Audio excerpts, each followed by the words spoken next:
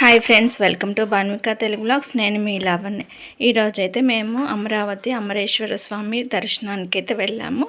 ఇంట్లో మామూలుగానే రోజుట్లాగే పూజ అయితే చేసుకున్నాను అనమాట. ఇంట్లోనూ అలాగే తులసికోట దగ్గర.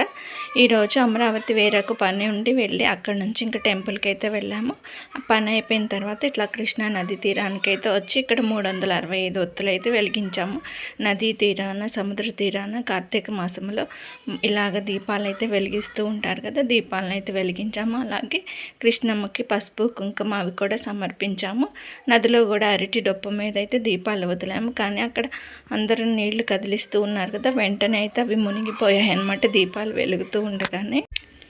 తర్వాత టెంపుల్లో దర్శనానికి అయితే వెళ్ళాము. మేము వెళ్ళేసరికి హారతి అయిపోవచ్చింది. ఇంకా లాస్ట్లో అయితే వెళ్ళాము. దర్శనం అందదేమో అనుకున్నాము, కానీ ఇంకా మాతోటి అయితే లాస్ట్ అనమాట. ఇంకా దర్శనం అయిపోయిన తర్వాత అయితే బయటకు వచ్చాము. ఇంకా ఇక్కడ దీపాలు వెలిగించినవి కూడా అన్నీ అయితే తీసేస్తున్నారు, ఎందుకంటే టెంపుల్ క్లోజింగ్ టైం అని చెప్పేసి. ఇంకా కొంతమంది అయితే దీపాలు వెలిగించుకుంటూ ఉన్నారు.